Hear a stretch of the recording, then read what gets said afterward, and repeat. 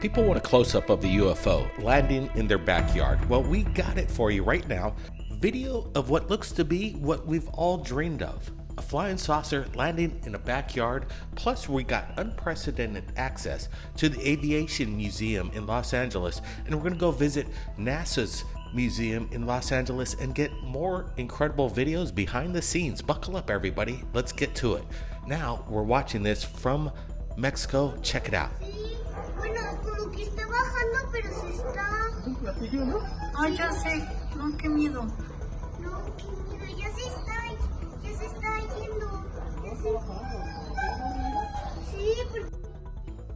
We're looking at the video again, and obviously there's something going on. We could hear a major disturbance with the people that are filming it.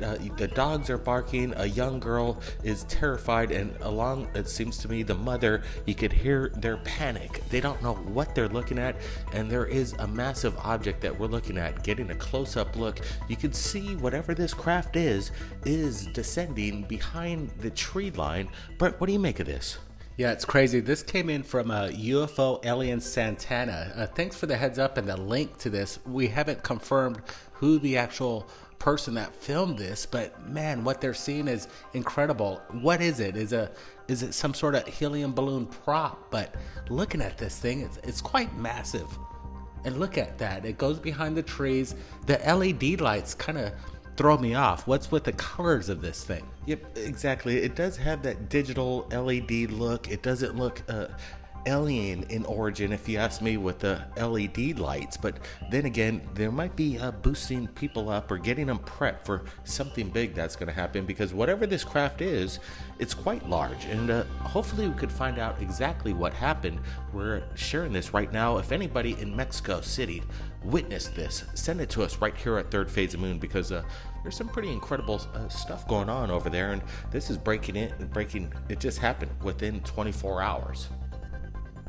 Now let's get to this. We are at the Aviation Museum in Los Angeles, and we were able to get unprecedented access within. Things were shut down, and we were working on something, and some of this, what you're about to see, is behind the scenes of a project that we're working closely with the museum, and involvement with extraterrestrial possible involvement or encounters with astronauts. And we're looking at some things that I haven't seen myself with my own eyes, and it was incredible to be there. Brent's getting all the shots, and we're pretty excited to be on location and get unprecedented access of some of these shots. Like right now, we're looking at it. This looks like we're on Mars, but this is their kind of prop setup. And do you believe, Brent, that they could have easily faked a NASA landing on Mars, and we never left our planet? Because yeah, take a look at that. It looks like we're on Mars, bro. I had my full access to this. I got close up. I was creating this kind of look. I felt like I was on a big movie set. And then, yes, it could be. Look at the shots I'm getting. This could be almost manipulated to think that this was actually on Mars. But you'll see in the picture that it's revealed that it's a prop setup. Absolutely, but you never know. NASA never a straight answer, because this little prop that they set up, you could easily mimic. I think it's a replica of the Viking that landed on Mars, actually. Sure, yep. It's pretty cool to be there on the set, to see it all. There it is. You see that? The peak of the top screen there. Now take a look at Mission Control. Yeah, it was really cool. We were able to get these shots. Nobody was around, and they just kind of let us do our thing. And we're like, okay, this is going to work very well with our documentary that we're working on. So what you're looking at are some just B-roll shots behind the scenes of some of the shots that we were going to incorporate. But again, things got shut down. But we are working on a documentary that's going to be coming out real soon. You know about our Dr. Stephen Greer interview and documentary that we're going to be sharing very soon. We're going to have some information on that very shortly, but to be here on location of again another mock-up Mission Control is really neat. It definitely makes you wonder. And what was great, because I just watched the Netflix series about the Challenger, And now we're showing you some video of the Endeavour, and to see this in person with your own eyes, to see how massive this craft is, and to just even imagine that this thing has been in outer space and it was moving over 17,000 miles an hour. The thing is incredible to behold, and it's amazing. You could see the comparisons. People were basically in awe. You could see people when they entered the room, they kind of come to tears at moments. They're just in awe, and it's pretty awe-inspiring that our engineering and our American, United States built this thing. It's amazing. Yeah, it was the first piloted spacecraft that could actually re-enter back to Earth. Quite stunning, and yeah, it was kind of mind-blowing to see the scale of this thing. I didn't think it would be so large, and just to get that close up to it and see how big it was, it almost felt like Titanic. It was huge. It took my breath away. But then it also looked like, to me, I just kept saying to myself, this thing is in outer space. It almost looks like a movie prop. It's so bizarre how massive this is, how many tons this thing weighed, and they were able to push this thing into Earth's orbit by a rocket. It's just very amazing, and to be under the belly and touch the underbelly of it was fascinating. It's bizarre, and it's a really neat experience, and we were lucky enough to get very close to the Endeavour space shuttle, as well as unprecedented access to the Aviation Museum about 10 miles away from this location. And we got in there. We had the private tour. Nobody was there. You're going to see things that people haven't ever seen, behind the scene access, and we also talk about some UFO encounters with these antique airplanes. Check it out, everybody.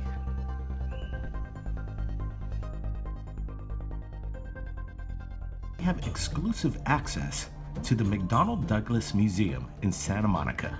We're going to be exploring mysteries of aviation and aerial phenomenon. We're also going to be looking into what is going on in the Bermuda Triangle, but let's get to this. The Foo Fighter.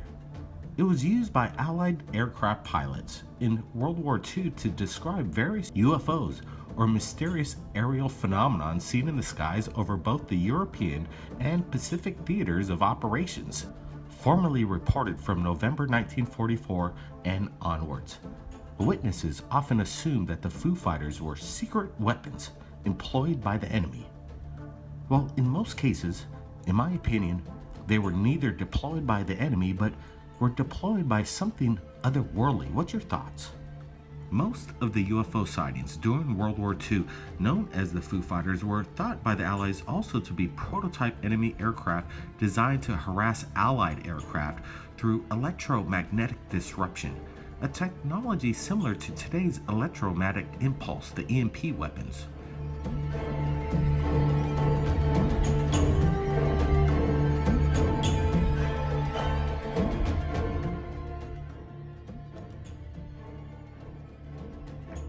The German UFO theories described supposedly successful attempts to develop advanced aircraft of spacecraft prior to and during World War II, and further assist the post-war survival of these craft in secret underground bases in Antarctica.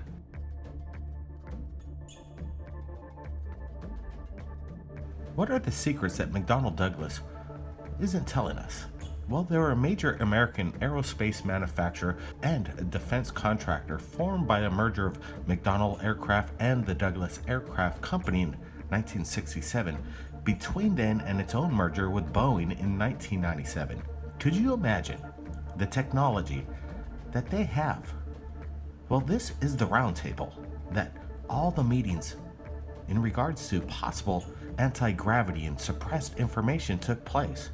I'm not claiming that this is the case, but if you're in charge of this kind of transportation for the world, would it make any sense if you wanted to give out free energy? Well, it makes sense to me. McDonnell Douglas, a very powerful defense contractor and aerospace manufacturing company, what do they know? I'm hoping they can tell us one of these days.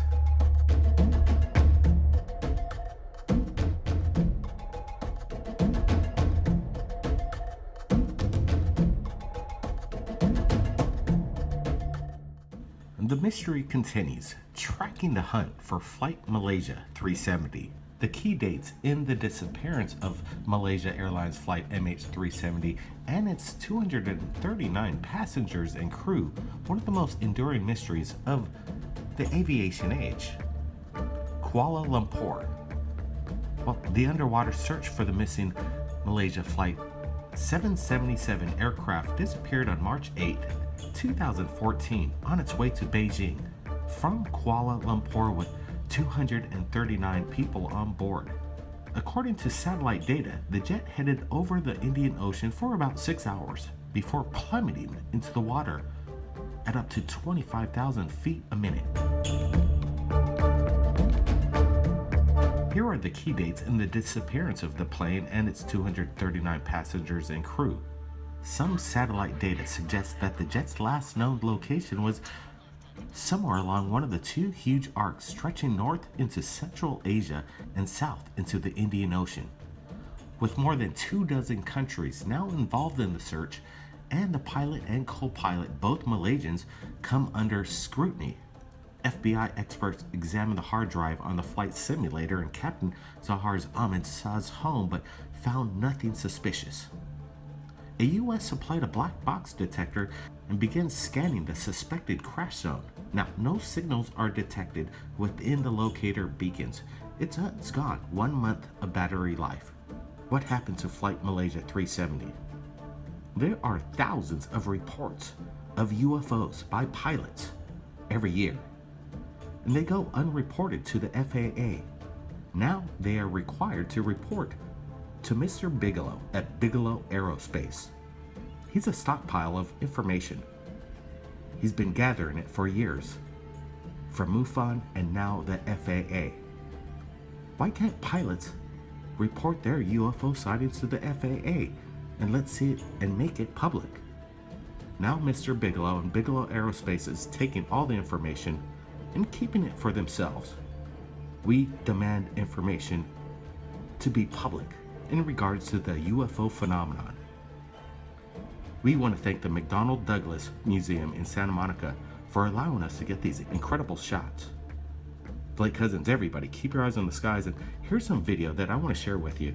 Some of my favorites of UFO encounters from within aircrafts.